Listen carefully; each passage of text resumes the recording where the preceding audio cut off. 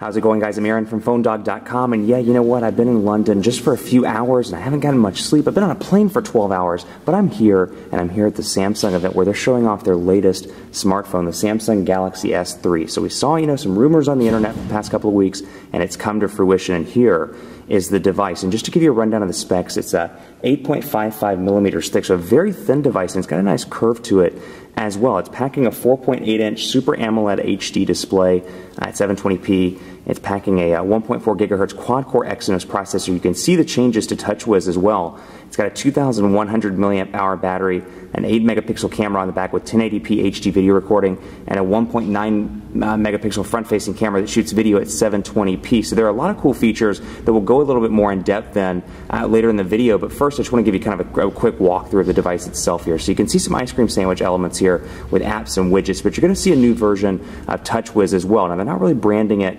with any sort of number. It's just kind of TouchWiz now, or the new TouchWiz, the latest version of TouchWiz. And you'll see the dock down here at the bottom, just by default, phone, contacts, messaging, internet, and apps. You're going to see some nice fluid changes to both TouchWiz and Android 4.0 as well, just in the way that the menu opens up and the way you switch over to things. You can see the notification bar as well, and the shortcuts up top, and then the notifications down below. And then you've got some buttons down here. You've got your physical button here. You've got some capacitive buttons over here, home, and then, menu, and then back, and you've got your recent applications that you can access by pressing and holding the home button. They've added a task manager in there as well, which is a nice touch. But really a good looking device. It's a 4.8-inch display, so you'd think it might be a little bit on the large side for some, but it actually fits really well in the hand, and I'm sure the 2,100 milliamp hour battery is going to be good for those that use their devices on a regular basis. So you can see, just scrolling through here, 7 home screens out of the gate. And on the internet, of course, it's going to be set to the best web page on the internet, PhoneDog.com, obviously. And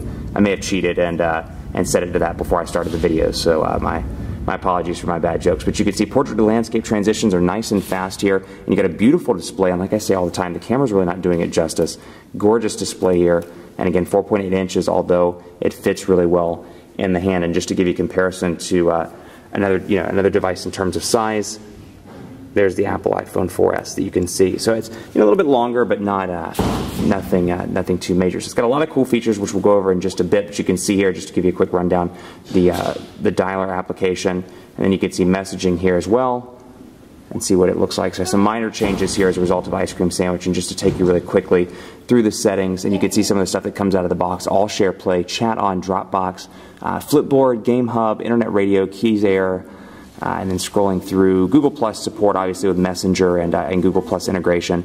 And then you've got S Suggest, S Voice, and then you've got Video Hub, which is obviously a Samsung thing as well. So you can see the settings here, obviously looking like ice cream sandwich with little toggles by the side for Wi-Fi, for Bluetooth, and then kind of operate or segregate it out, if you will, by device, wireless, and networks, and then personal, and then system. So you can see some of the changes there. Obviously some signal strength indicator differences also, and then it's just a really cool looking device, for lack of a better phrase. Really cool looking device. It's a nice change, and I can tell you, after working with it just for a few minutes, the fluidity of this device is really impressive. I've talked a lot about how much I love the Galaxy S2 in terms of the fluidity. It really redefined Android and the way that it looked. And I think the Galaxy S3 is going to do that as well. Just very, very fluid. And you take a look at the camera here. 8 megapixel camera, and it has the ability to shoot still pictures while you're shooting video. So you can do the burst mode there, or burst mode rather, as well as that feature, which is a nice touch. So much more coverage to come on PhoneDog.com with the Samsung Galaxy S3. It is announced,